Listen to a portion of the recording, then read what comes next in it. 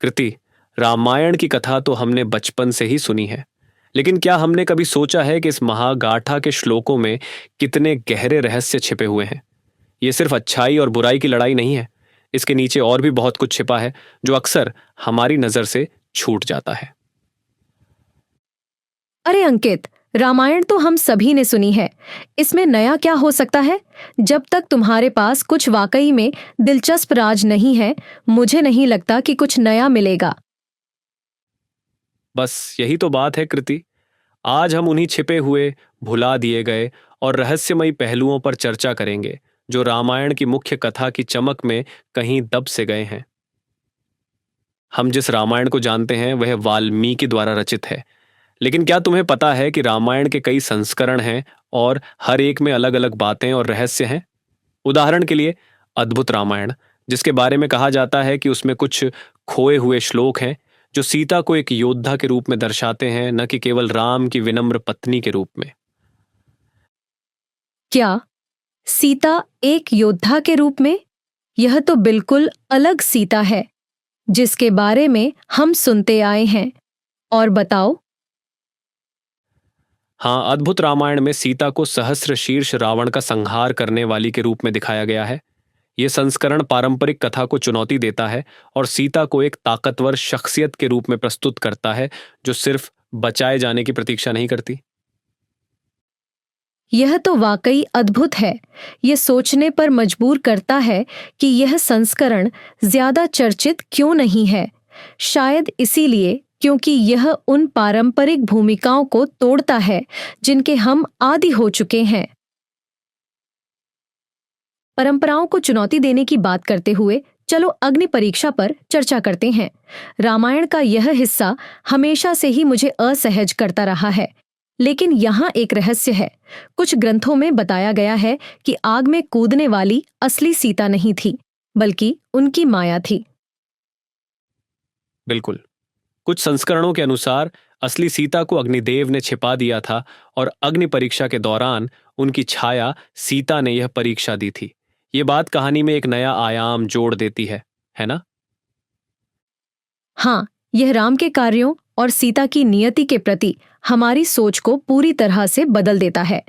अगर यह सच है तो इसका मतलब है कि राम पहले से ही जानते थे और अग्नि परीक्षा सीता की पवित्रता को साबित करने के लिए नहीं, बल्कि उन्हें सुरक्षित रखने के लिए थी। बाइंडाई आरनतान। और फिर किष्किंधा के साम्राज्य का रहस्य है, वानरों का राज्य। हम अक्सर अयोध्या और लंका पर ध्यान केंद्रित करते हैं, लेकिन किष्किंधा का क्या? इसका स्थान कहाँ था और यह इतिहास से अचानक कैसे गायब हो गया? ये तो सही बात है अंकित।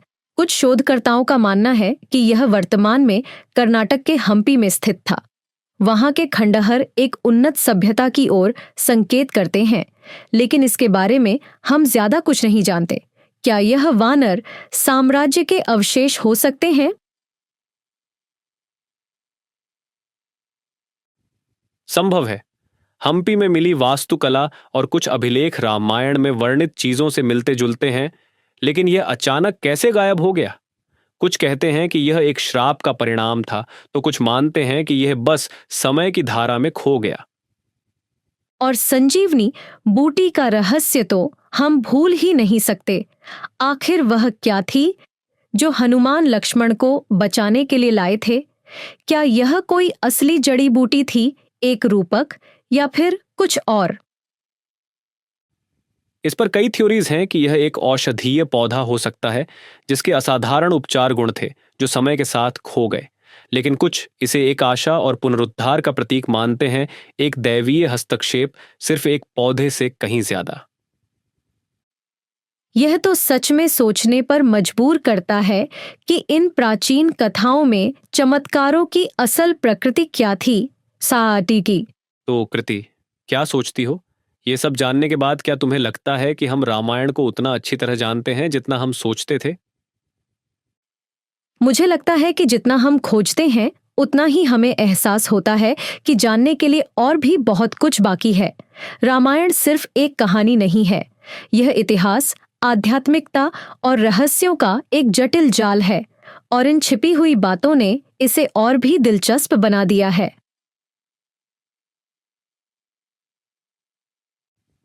और यही चीज इस यात्रा को खास बनाती है। तो दोस्तों, बने रहिए हमारे साथ, क्योंकि हम और भी अनकहे, भूले हुए और रहस्यमय तथ्यों को उजागर करते रहेंगे। ये तो बस शुरुआत है। अगर आपको ये पॉडकास्ट पसंद आया तो चैनल को सब्सक्राइब जरूर कीजिए, और हाँ, लाइक और शेयर करना बिल्कुल भी मत भूलना। अगली बार तक सवाल करते रहिए, खोज करते रहिए और याद रखिए, हर कहानी में आंखों के सामने दिखने वाले से कहीं ज्यादा कुछ और भी होता है।